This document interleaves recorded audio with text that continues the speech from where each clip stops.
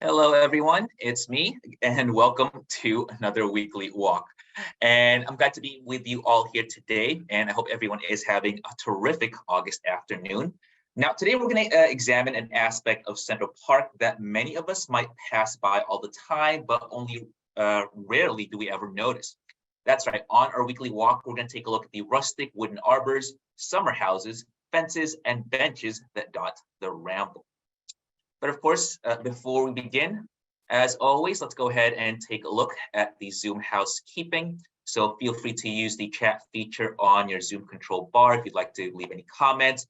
You can also use the Q&A feature found on the control bar to ask any questions. You also find that my colleagues are going to be in the back end, and they'll answer any and all questions that you folks might have. You'll also be invited to participate in polls, so you'll see them pop up on your screen. And of course, I'll share the results once everyone has voted.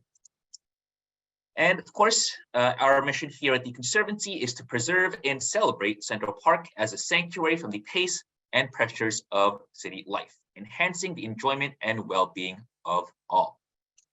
All right, folks, so let's go ahead and dive right down into it. So what exactly does rustic architecture mean? So rustic architecture is a style of building that uses raw, unmilled, rough-hewn wood, such as, say, maybe large, twisting tree branches, as opposed to the lumber that you might buy at the hardware store, giving it a much more naturalistic quality to it. It also utilizes a lot of stone and masonry materials. Basically, it looks like something you might find in a rural country setting, as opposed to, say, maybe the middle of New York City. Now, rustic architecture was prominently found here throughout the early decades during the park's existence. And that's, of course, thanks to the hard work of incredible carpenters from all around the world. Now, one of these carpenters was an immigrant from Hungary, and his name was Anton Gerstner. Anton Gerstner was hired by Olmsted and Fox to create these incredible works of art. He created dozens of rustic summer houses, pergolas, boat landings, fences, seats, signs, and even ornamental beehives and birdhouses, most of which unfortunately no longer exist today. But we're going to examine at least one of these original structures later on in the walk. Today, many of these restored rustic reconstructions are going to be based off of these designs of this one carpenter. Now, here's a great example of one of these wooden structures. In a park that had yet to have any large, mature shade trees, these structures actually served as an important escape away from the sun and the rain. Folks visiting the early park even commended them for their unique beauty. Now, rustic architecture, sometimes known by its other name, Adirondack architecture, it's actually been around for decades, well before Central Park, and they were first made popular by this man right here. So this guy's name, this is Andrew Jackson Downing. Andrew Jackson Downing was massively influential on both Frederick Law Olmsted and Calvert Vaux. In fact, Vaux considered him to be a mentor. Downing was a landscape architect from England who wrote about the importance of naturalistic parks and gardens. In many of his writings, he called for rustic arbors and summer houses to be built as a complement to the rugged natural beauty of the rest of the landscape. Today on our weekly walk, we're going to take a look at Downing's influence on the original Greensward plan for Central Park. And of course, we'll also closely examine these wooden wonders. So let's start off with the map of the modern day park. So we're going to begin on the west side at 77th Street. Then we're going to enter the Ramble via Oak Bridge. From there, we're going to explore just a few of the many countless hidden rustic structures that can be found here in this area. We're going to end things off over at the Point, which is located at the southernmost end of the Ramble. All right, so right now we are entering the park at 77th Street, right near the bust of this German naturalist by the name of Alexander von Humboldt. And Humboldt, he was famous for writing about the interconnectedness of nature and humanity. Humboldt, I think, is perfectly situated where he is because this happens to be one of the main entrances for visitors looking to explore the wild woodland known as the Ramble. Now let's continue up the path and we're going to cross West Drive towards the Ramble. And just ahead, we can see the crossing known as Oak Bridge. Now, Oak Bridge serves as one of the official entry points into the Ramble. And beyond here, the park becomes much more forested and much more hilly. It's almost as if you're traversing through the Catskills. Oak Bridge, as its name might suggest, was actually originally made out of oak wood. But since its reconstruction about 14 years ago, the Conservancy decided to go with more modern materials, including steel and aluminum, both of which are actually much easier to work with than wood. So these newer materials were made to essentially look like oak, which I think is truly astounding. And right around the corner, we come to one of the rebuilt boat landings dotting the lake. The originals were created back in the 1850s, and they allowed visitors traveling by water to disembark and explore the Ramble. This one's unique in that it was built right onto the side of the hill, so there's an extra level of protection from the elements. And the view from the landing is, of course, also really quite lovely as well. So you can pretty much watch all the boaters as they pass by if you're basically just kind of sitting here. All right, let's go ahead and move on now with our walk, and not too far away from the boat landing, we come to the Rustic Stone Arch. Now, the stone arch at the Ramble, this one was built back in 1863 as an original Calvert box design. Primarily, it uses Manhattan schist, which is, of course, the same type of rock that the Ramble was built on. So it blends in perfectly well with the rest of its surroundings.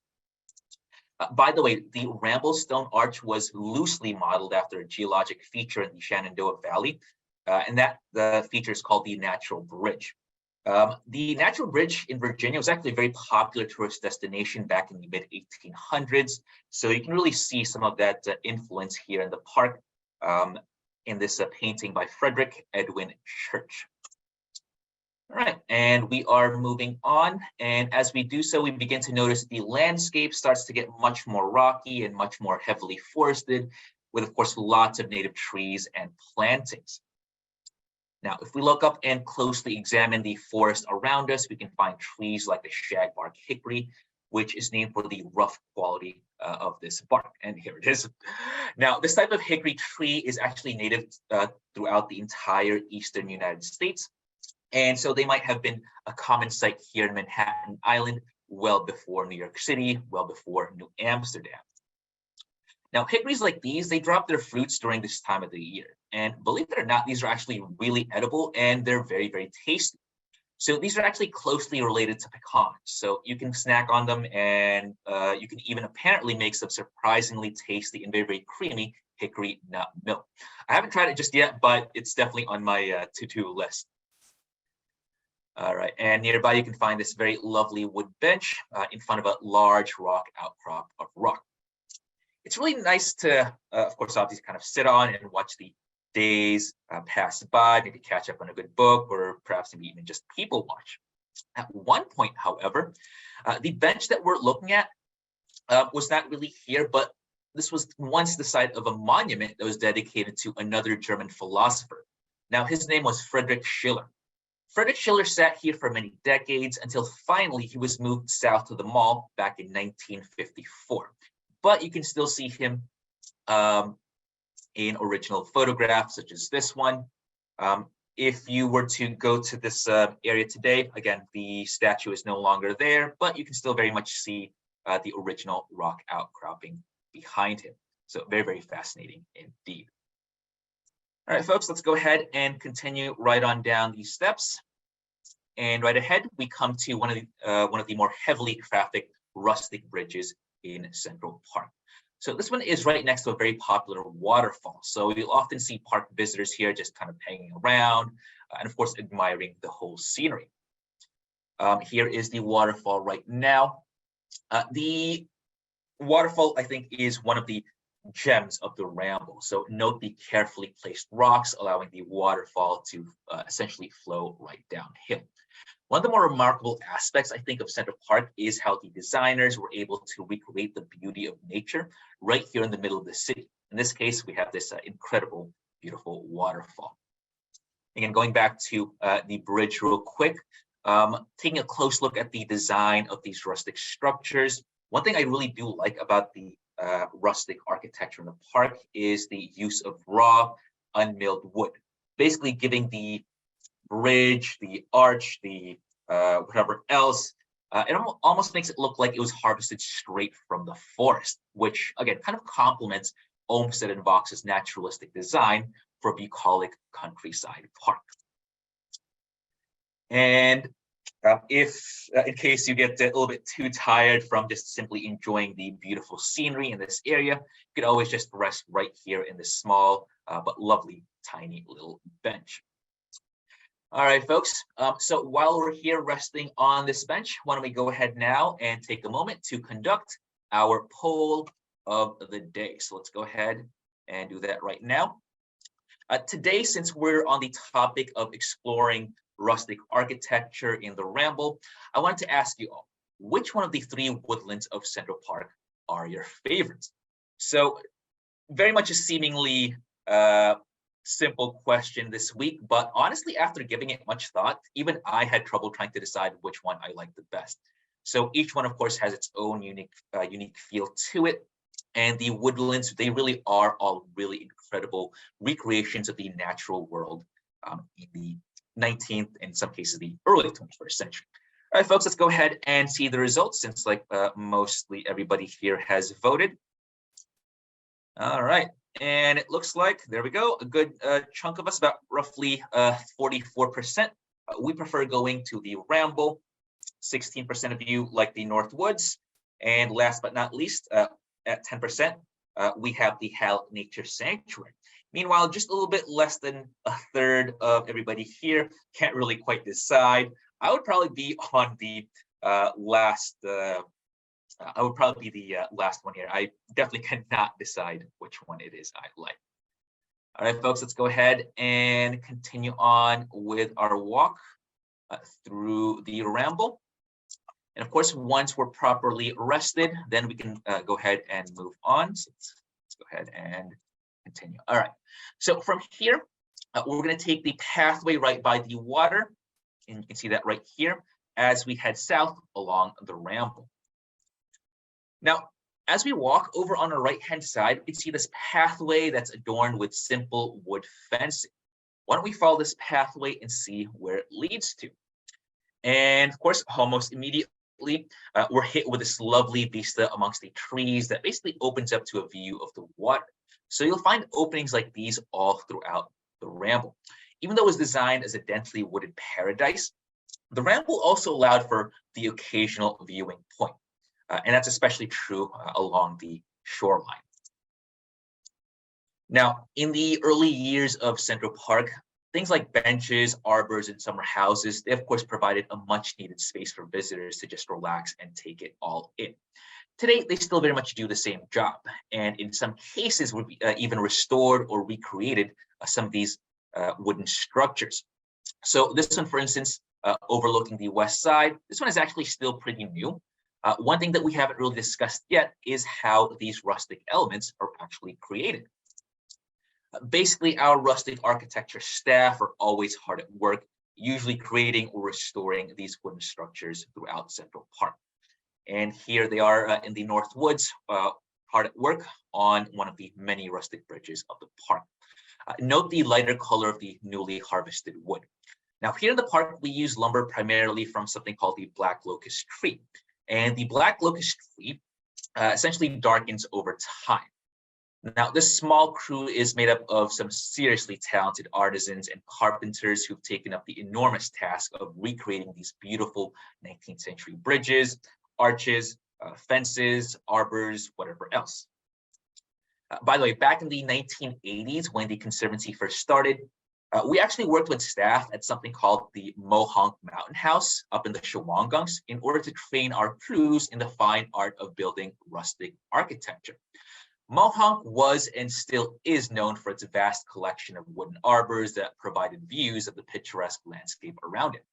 By the way, if you visit the Mohonk Mountain House today, you'll still very much see these historic summer houses everywhere. It's definitely well worth a visit. I was actually just there this past weekend.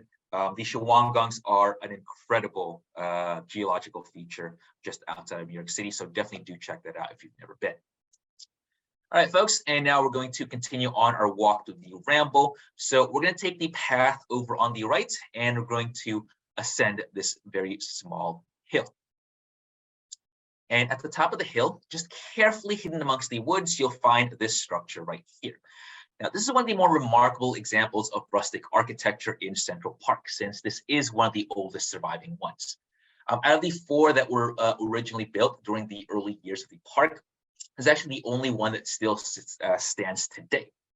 The Ramble Summer House is, these days, it provides a place of rest and shelter for many tired park visitors, just as it's been doing since the 1860s. And one thing I really find fascinating about this particular summer house is the materials that were used to create it.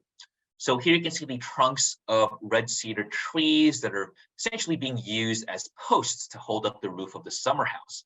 Now, red cedar wood can be incredibly durable, and if maintained properly, it can actually last for many, many decades. In this case, more than a century and several decades. Now, it's the main reason why this arbor has been sitting here since the time of Olmsted. Plus, it also gives it a really unique rustic quality to it. It almost looks like a remote cabin in the woods, which, again, that was the point of designing these rustic structures. All right, and we are moving along now. And from here, let's push through towards the last few stops on our walk on towards the peninsula that's known as the Point. Now, the Point follows a natural rocky ridge as it juts out into the lake. You folks can actually see where this ridge is going to be located / this peninsula. So let's go ahead and make our way there right now. And as we enter the Point, we can see these rustic fences that line the dirt path as it snakes down the ridge. The fences that were added here, these were actually added not too long ago during one of the more recent park restorations of the Ramble. And they basically entice the park goer to explore what lays beyond the path. They also protect the local plantings from any soil compaction and other damage. So they do serve a utilitarian purpose in that matter. Now, before restoration, the landscape here in the Ramble was actually overrun with quite a lot of invasive species. So sometimes you might have seen ailanthus trees over here, knotweed. These are basically plants that should really not be in Central Park at all. These days, instead of ailanthus trees and knotweed, you might find a mix of native plants like hackberries, mulberries, and of course, our favorite trees, elm trees. Now, black locusts are of course also very common here on the Point. The trees that we're looking at, they have these very, very dark and very deeply ridged bark. So these are the same trees, by the way, that the vast majority of our rustic architecture is made from, mostly because of their rot-resistant qualities and the fact that they're a native tree. So because of that, these have actually become some of the most important trees in our collection in Central Park, despite them being very aggressive at growing. All right, folks, let's push on towards our last stop. And now we've arrived at the lowest tip of the Point where we get this impressive view of the lake in Bethesda Terrace. Now, on our walk through the Ramble today, we have seen a number of fine examples of rustic architecture. But what about the ones that have been lost to us over the years? What about the ones that dotted the landscape back during Olmsted and Vaux's time? Well, thankfully, the Conservancy has recently started a project to recreate some of these long lost arbors. So if you've taken a stroll through the Ramble lately, you might have noticed a few closures along some of the pathways due to construction. So we're actually rebuilding long lost structures in the Ramble, such as this umbrella style arbor that once overlooked the lake. So surviving photographs and illustrations like this one actually allowed us to identify where their original locations were. So give it a few more months and you might actually see new arbors and summer houses like this one. Now, here's another one that is also currently under construction. This is the summer house that's just south of the Belvedere. Back then, these rustic arbors allowed for some incredible hillside views, and we're aiming to bring these back into the park. Now, if folks would like to learn a little bit more about the Conservancy's project to restore these brand new or these old rustic structures, please go check out the link in the chat. The link will direct you towards our website and you can learn all about the new projects that we're doing in the Ramble. Now, I want to show you folks one last final example. And this particular one, this isn't actually in the Ramble, but rather it's a little bit further off towards the south.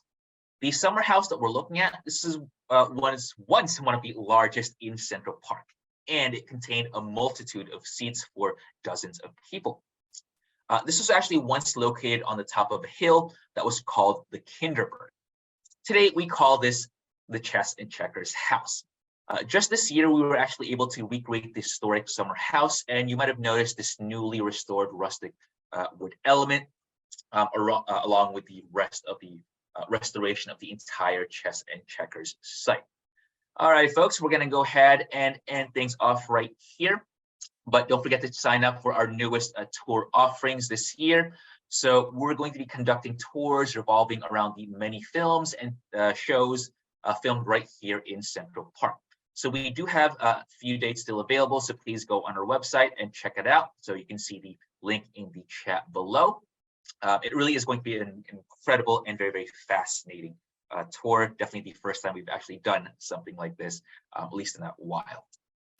All right, folks, and I thank you all so much for joining us on another incredible weekly walk. So be sure to follow us on our social media channels.